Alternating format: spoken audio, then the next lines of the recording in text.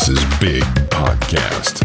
It's Build a Big Podcast, the marketing podcast for podcasters. I'm David Hooper. This is the podcast about growing your audience, spreading your message, making money with your podcast. This episode, it is the audio edition of my weekly newsletter that's called Big Podcast Insider. It comes out every Friday morning, New York time.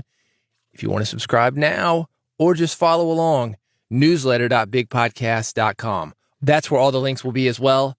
In this episode, Jimmy Buffett, Aristotle, and you. Messages in present tense are more persuasive. Turn good episodes into great episodes.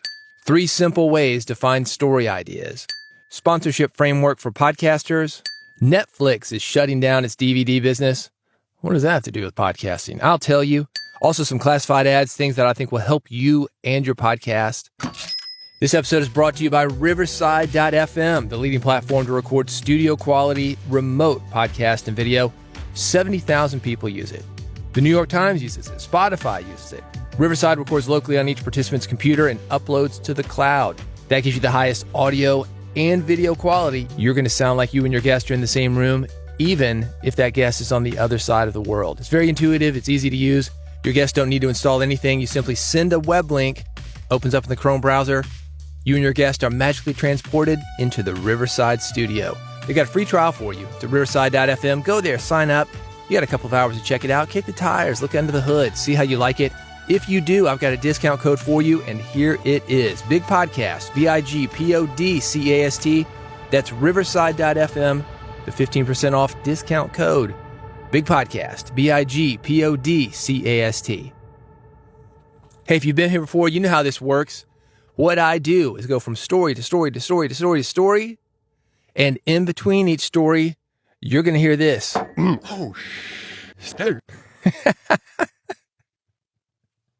That's my buddy Jeff Sanders from 5 a.m. Miracle. True story. Every time I record with Jeff, because I've done a few things with him, had him over here for interviews, he comes in with a huge Nalgene bottle, not the 32-ouncer, 64 ounces, full of water. The man likes to stay hydrated. And this sound, that is Jeff spilling his water in his studio. Obviously, a very traumatic thing, but we're going to have a little fun with it. Ready? Jimmy Buffett, Aristotle, and you. To write well, express yourself like the common people, but think like a wise man.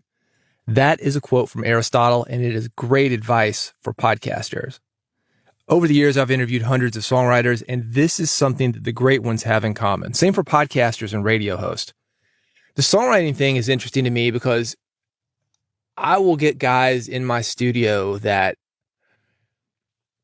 some of them have dropped out of high school. They just knew what they wanted to do. They're not classically educated as far as the school system. 16 years of school, or whatever we think of as standard for the United States.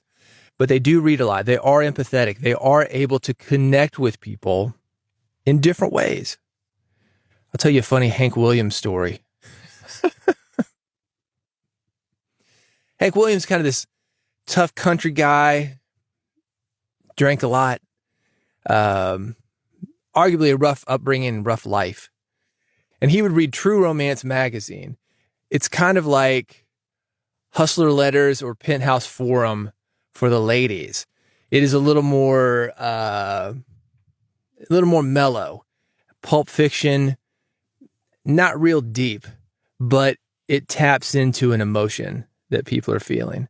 And one of the people from his band found these magazines. Like, what are you doing? These are sissy magazines. His quote, not mine, but that's the time that it was. We're talking the 50s when you wouldn't have seen a man read these kind of magazines. He's like, what are you talking about, man? This is where I get my best ideas. That's where he was getting ideas for songs that he was doing. Jimmy Buffett, he was one of those people. Regardless of your thoughts on his music, I want you to think about this. 2 things. 1, his ability to connect with people. And 2, his business sense. Both of these things came from his ability to observe. For example, his first job out of college was writing for Billboard magazine.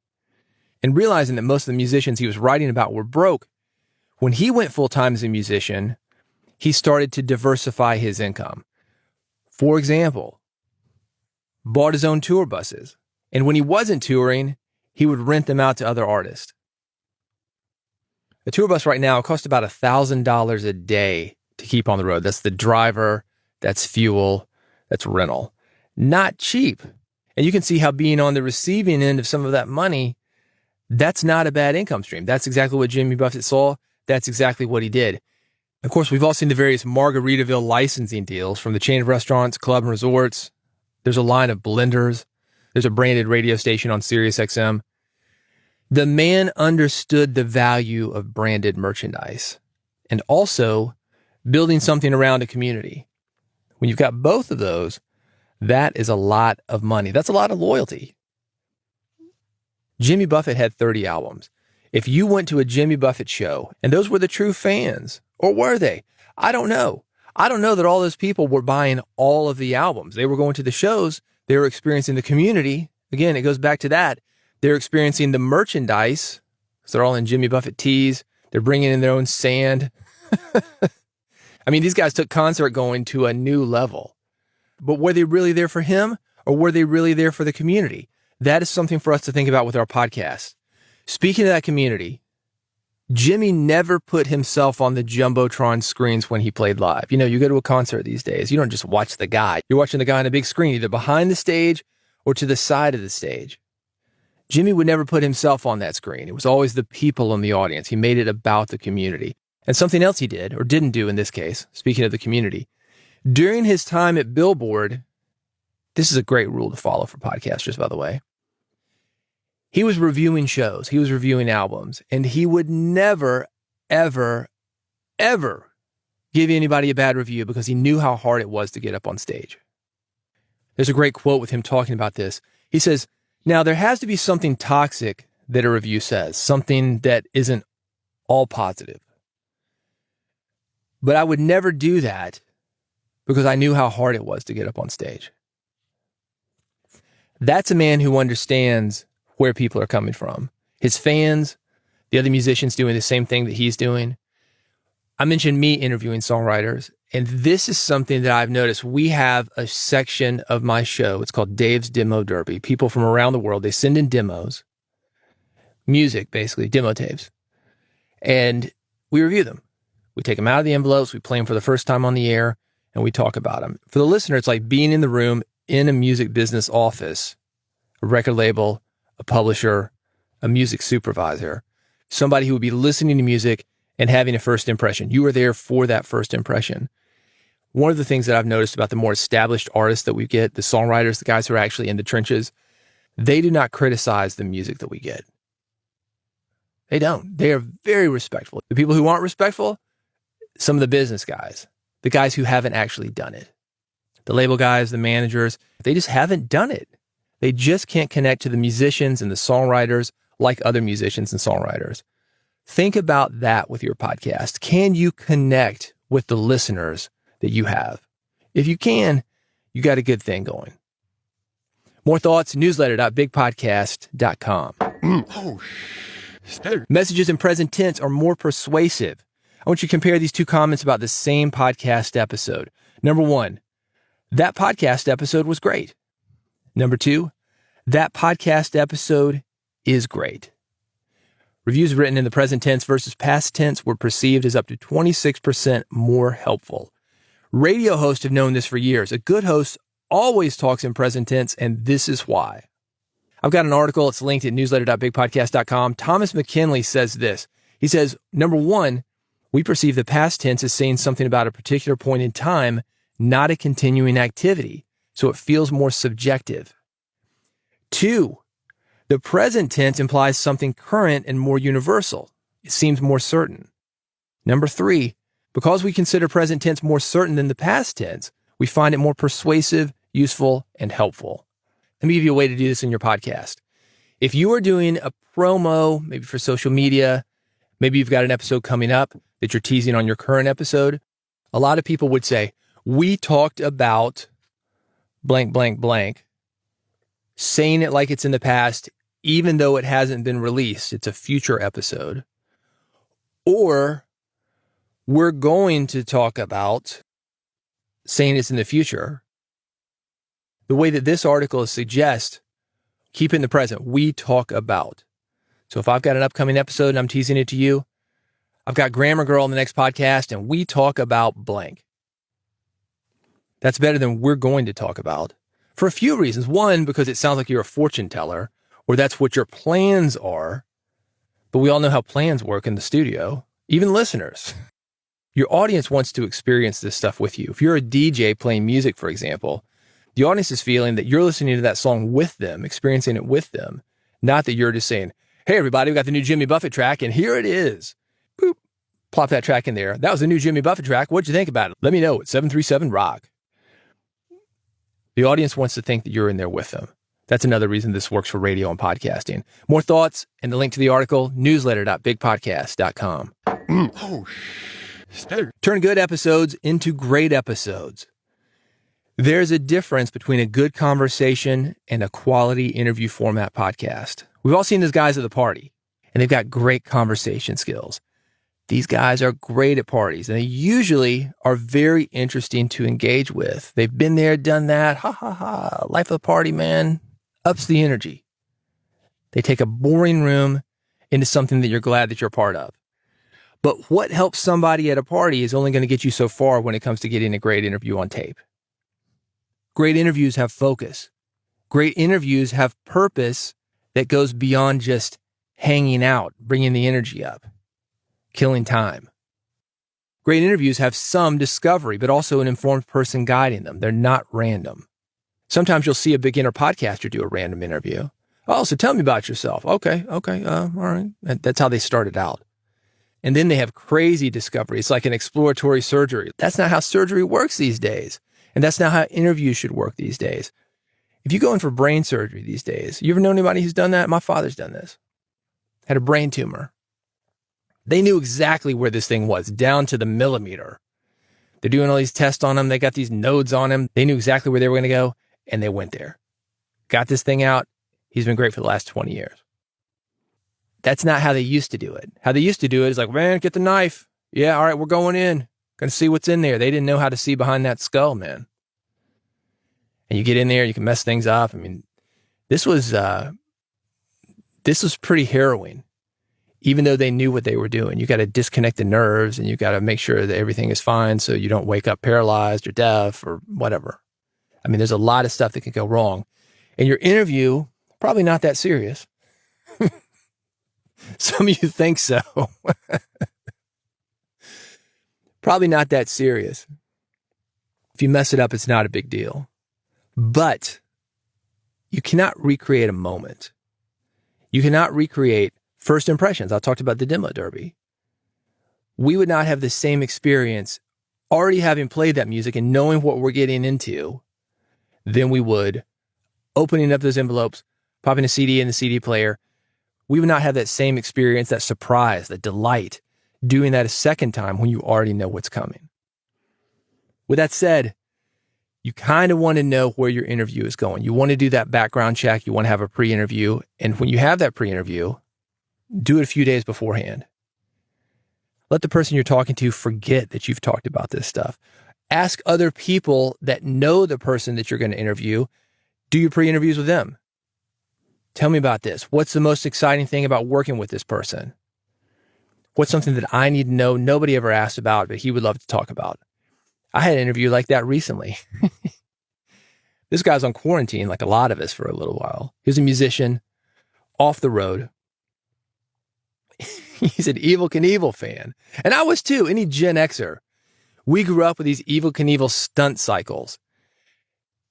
You'd wind it up, let it rip, and we'd do stuff like maybe cut a shoebox in half, make a ramp out of it, something like that. Anyway, there's apparently a whole group of people that are really, really, really into Evel Knievel and into these stunt cycles, and they're building huge wooden ramps. They're jumping over real cars, not just Hot Wheels. And this guy was one of them. So she said, yeah, ask him about Evel Knievel. He's like crazy about Evel Knievel. And it ended up being great, man, because I've actually got an Evel Knievel stunt cycle poster in my office. It was one of the first direct marketing things that I ever responded to. I'm in direct marketing now. I love it. Like I said, Gen X, we grew up around Evel Knievel. We knew about it. We knew about stuntmen, daredevils. That was a thing in the 70s. So I ask about all this. We're building rapport. We have a great conversation, and then bring it into the music, because there were some parallels that I was able to draw out there. And that's the thing. You got to have this plan and think, all right, here's where I think it's going to go. Here's how I think I'm going to bring it back to something that the audience is going to care about. It's not just random. You would never get there randomly.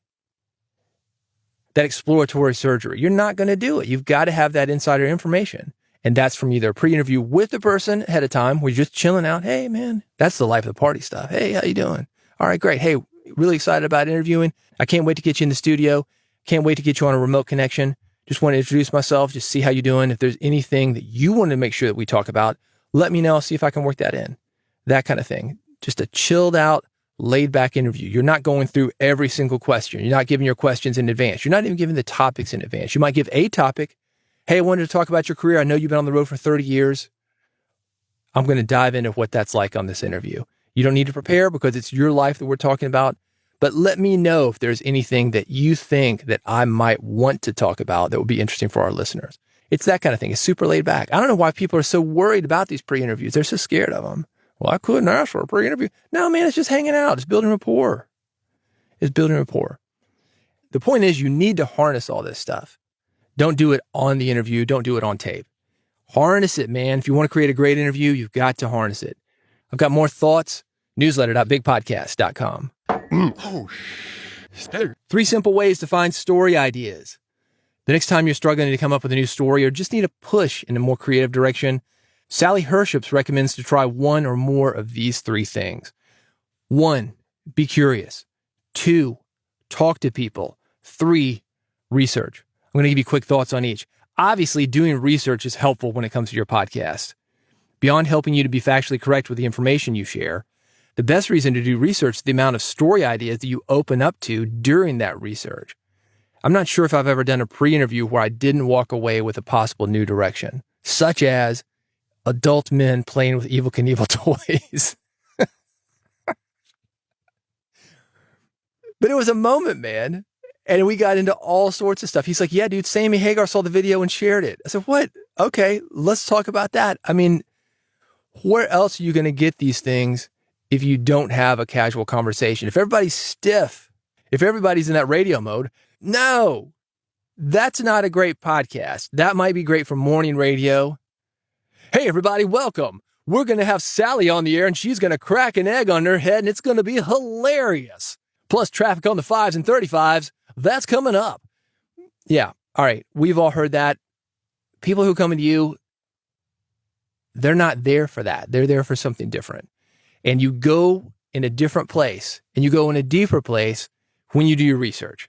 And obviously, being curious, that is a great asset to have during interviews. It's also something that will help you in your day-to-day life. So let's talk about that. Always ask questions. More specifically, always question things. Why is this that way? Tell me more about yourself. Are you having a good day? I don't know. Ask questions. Get in the habit of that. Oh, is that an Apple Watch? Oh, do you like it? Have conversations, man. You're going to meet people and you never know who you're going to strike up a conversation with. But also, you're going to learn things that you didn't know. Let me tell you about striking up a conversation with somebody. I'm in the chiropractor's office.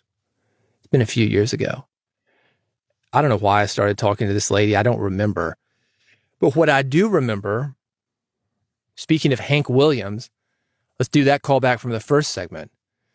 This is his granddaughter, and I'm sitting next to her in the chiropractor's office. She owns a clothing store in Nashville. Well, we've got a connection there. She's also involved in music. We got a connection there. You see, that's how these things work. I was never going in there thinking, oh, I'm just going to have a conversation with some random lady in the waiting room, and she's going to end up being a guest. But it happens, and it's happened more than once. It happens to me all the time because I strike up conversations with people. Now, sometimes it's going to get a little weird. Sometimes people don't want to talk to you. Well, okay. Read the room, man. Know when to shut up. But in general, I find that people are more open to talking than not. People are thrilled somebody cares about them, man. Thrilled because people are ignoring them. People are in their own world. People are on headphones and people have their heads in screens. They are dying for human connection. We are the most connected that we have ever been in this world, yet people are dying for human connection. You can be that person. You're going to learn a lot, and you're going to open up yourself to new guests. You're going to be able to connect the dots, have this conversation help with this interview, even if the two aren't completely related, two completely random people. But you're going to start to be able to put these things together. You're going to be a great host because of it and a great interviewer because of it. I can't tell you how many interviews that I have set up simply from talking to people. And big interviews, not just random people. I mean, there's celebrities and people that are very successful all around you. You would have no idea. No idea, because they look like normal people in the real world. I held the door open for a guy the other day. This is at a mailbox, etc. Pardon me, a UPS store. He had a ton of boxes. I said, let me get this door for you. Okay, cool. Started talking to him, and I recognized him. I don't think he recognized me. He had no reason to recognize me. But I thought, oh, wow, this guy. I could have hit him up for an interview if I wanted to.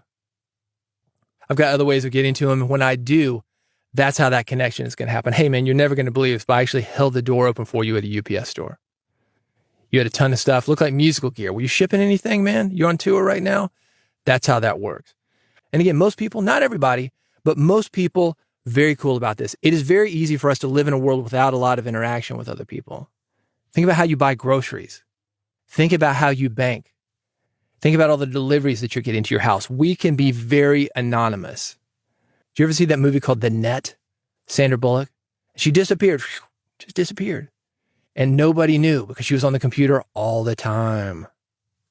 Didn't have any friends. Online friends, maybe. Online relationships, but nobody where she was that could vouch for her or even knew that she was missing. Bring back the humanity. There are stories within that. Let me give you this list again. 1, be curious. 2, talk to people. 3, research. For more thoughts, the full article, newsletter.bigpodcast.com. Sponsorship framework for podcasters. This is from Justin Moore. He's got a nice sponsorship framework that works for podcasters. These are 3 things that you need to consider before doing any sponsorship deal. Number 1, deliverables. What are you going to create? Which format will it be in? Where will it be published? And when will it be published? Those are the questions to ask. Those are the questions to answer. Usage rights. That's the second thing. What is the brand allowed to do with the content that you create? Can it be repurposed? How long can it be used? Anybody that I do a read for, you heard Riverside.fm earlier. Later on in this episode, I've got some classified ads. You can use that any way you want to. That is the deal that I make with advertisers. Yep, you get a host read ad. Yes, it goes to Build a Big Podcast listeners, but you can also use it for your podcast, for your social media. I don't care. Use it any way you want to. That's part of the deal. By the way, if you're interested in getting a classified ad in the newsletter and also a classified ad here on the audio edition of Big Podcast Insider, that's what you're listening to right now, $35. That's what it costs for an independent. Newsletter.bigpodcast.com for more information about that. Let's go to that third thing, exclusivity. If you do a deal with one brand, will you still be able to work with another similar brand? Riverside.fm, this is a good example. There are many competitors for that software, many similar brands. Can I work with them? Yeah, I can.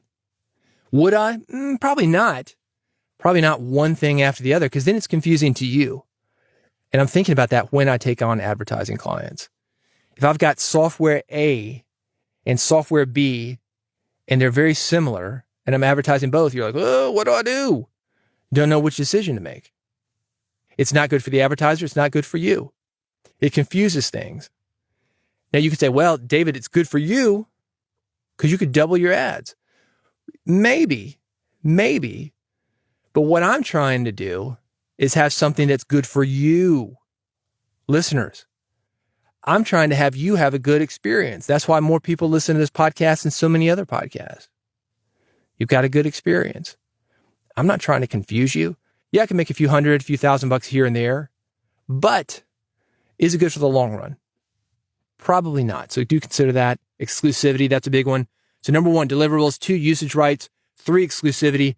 The big takeaway here, and this works for any job that you do for somebody else, is to get clear on what you will do and what you won't do. Put it in writing.